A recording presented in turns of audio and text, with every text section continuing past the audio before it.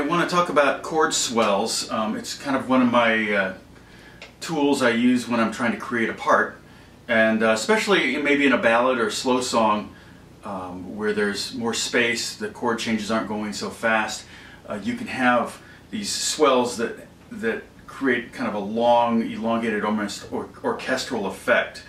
And let me just talk a little bit about how I'm getting this sound, and then I'll also talk about, I may make this a two-part video, but I'll also talk about choosing notes. So basically what I have going on here is I have lots of reverb, lots of delay, and I have some chorus in there just to kind of make it pretty. And so basically a clean sound. So if I were just to play the sound, you can hear that. And so let me check this real quick. So the sound is basically clean. I got compression on there too. Okay. Now I add a little bit of delay. You can hear the delay with just me hitting. Okay. Now the setting on that one, I'm at 77 beats per minute, which doesn't really matter at this point because with swells it doesn't matter what the tempo you set is, because you're not going to hear the pluck. The goal is to just kind of swell into the sound. The most important effect is not really an effect, but is the volume pedal. So you want to use a volume pedal, you swell in, you hit the chord with the heel down, hit the chord, and then toe down, and it brings in the chord, and you can go back to heel down, and the chord is still ringing out. And you can hear it. It's quite a bit of delay. The setting on it is, it's a stereo delay, and I've got one setting, it's 4 to 3, and the other one's 3 to 4, so it kind of creates this kind of out-of-time random sound. Okay, so that's the delay. Okay, here's the reverb sound, just the reverb.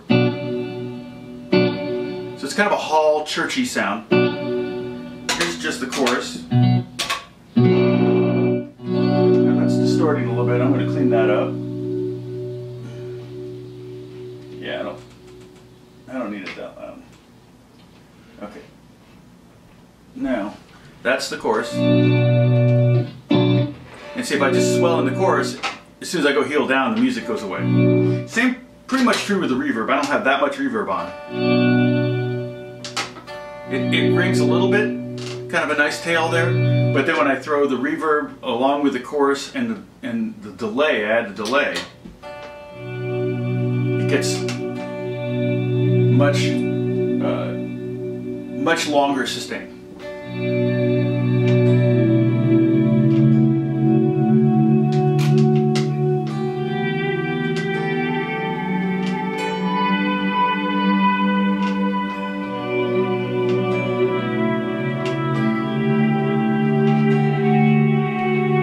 Okay, now I can do chords like I'm doing, or I can just do single notes.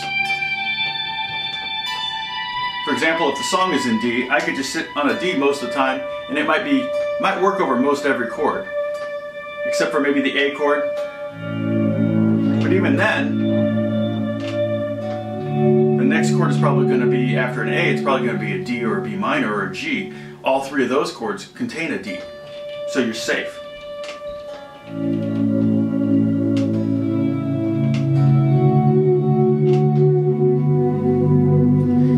Now, the chords I'm using here are just triads. But what I'm doing is I'm playing root, fifth, and then third on top. Here, for example, E minor triad, E, B, and G on top. Now I'm doing a D triad with the third on the bottom, so first inversion, D chord, F sharp to D to A, and then G. Okay, now one trick I like using the Strat for a couple reasons.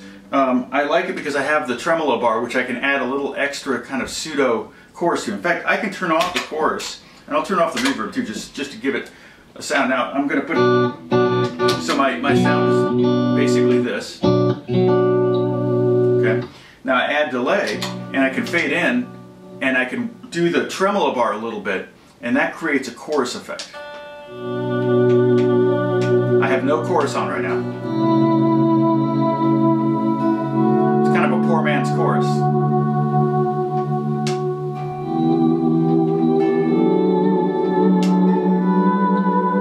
Okay, so that's one reason why I like to use a Strat. The other reason I like to use a Strat is the way it's wired. Is basically the neck pickup tone knob is here. Okay, I'm going to clean it up again. So right now I have, it's a very dark, kind of muddy, ghosty tone. And then when I go to I can leave the tone on for the treble pickup, or the bridge pickup. See that? So you can go back and forth between a dark tone and a bright tone, and I can overlap those. So I'm going to add some reverb and chorus and delay. I'm going to add all those things in there. I got my foot on the pedal, on the volume pedal. And so here's what it sounds like with the dark sound. And then I bring in the bright sound on top of it. So as I got layers, it's almost like I got like the cellos and the violas and the violins.